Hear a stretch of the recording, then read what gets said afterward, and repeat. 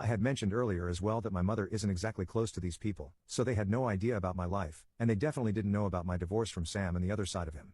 I hadn't actually been hoping to achieve anything because I didn't think that Jonathan would give up on a business opportunity just because a distant relative had been cheated by the guy he was about to invest in.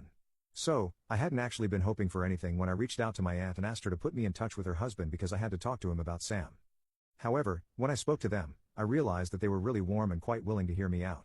So, I explained everything about my divorce to them and even forwarded the email that Sam had sent to me, telling them that I felt like it was my duty to warn them about the kind of guy they were dealing with because he was not a good person. Just as I had expected, both Jonathan and his wife were quite surprised because apparently, Sam had been very sweet to them the entire time that they had been talking about investing in his business, and he had been quite charming and kind.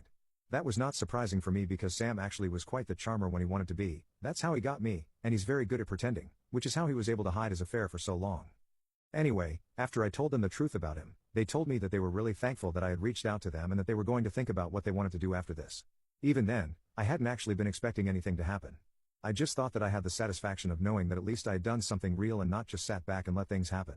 Surprisingly, though, today I received another email from my dear ex-husband, and the tone of this one was quite different from his last.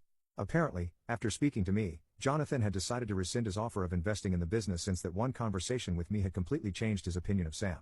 Jonathan had started to ghost him personally and had his secretary inform Sam that he was no longer interested in the business anymore and wished him the best, but he couldn't go further with him owing to special circumstances after his talk with me.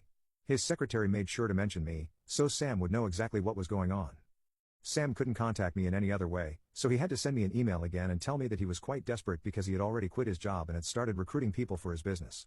Without Jonathan's investment, he would have to shut down and go back to working, and he just wasn't ready for that. He was practically begging me to make things right and even tried to bribe me by telling me that he was ready to make me a partner in his company if I got Jonathan to come back on board. He knew that I could do it. I was actually quite happy reading that email because it made me realize that he had really screwed things up for himself by sending me that horrible message and trying to rub it in my face. His plan had totally backfired, and now he was the one who was in a terrible position and needed me to bail him out. I was feeling like I was on top of the world and was relishing the experience until, out of nowhere, I started feeling guilty about what was happening. I don't even know why, but a couple of hours ago, I started feeling like I was a terrible person for doing this and that I'm no different from Sam if I'm actually relishing it. I've spoken to my parents about it, and I've spoken to my friends as well, and all of them have told me that the only reason I'm feeling guilty is because I'm a decent human being. But that doesn't mean that what I did was wrong. That hasn't helped me because I know that they are on my side, and they're going to be biased because they love me. I guess what I'm saying is that I need some unbiased people to validate my decision because I've just realized that I am literally ruining somebody's career right now, and I've been enjoying it so far. But that realization has made it a little less fun. It's complicated, but I really need somebody to put things into perspective for me right now, and I need it to be completely free of any bias. So, edit, I guess there has been some confusion about my statement regarding how it was gross for my ex-husband to be dating a 23-year-old.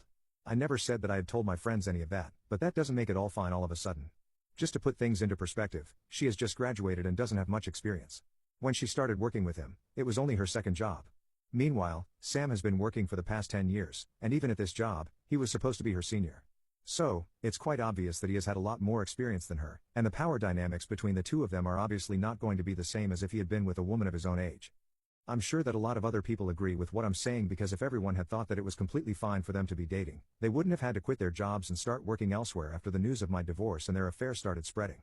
So, I know for a fact that Nikki is an adult and can make her own decisions. I'm not judging her, not for that, at least.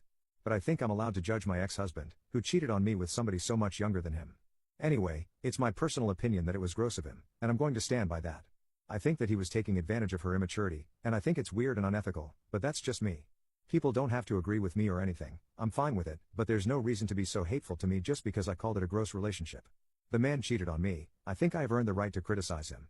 As for saying it to my friends, I had already mentioned in my original post that I did not say it to them. They were the ones who had been saying it, and I just agreed but didn't harp on about it. Neither did I tell my friends to cut him out of their lives because of this, that was their own choice as well. What I'm trying to say is that I have tried my best to deal with all of this as maturely as I possibly can because I don't want to indulge in any sort of drama. I just wanted to get out of that marriage as quickly as possible and get the divorce finalized. So, I would really appreciate it if people did not hate on me in the comments because it's really not necessary, and I don't think it's fair either. Thank you to the ones who are kind to me and everyone else who was polite and civil. The rest of you guys, I don't know what's wrong with you people, but it's not okay to hate on other people like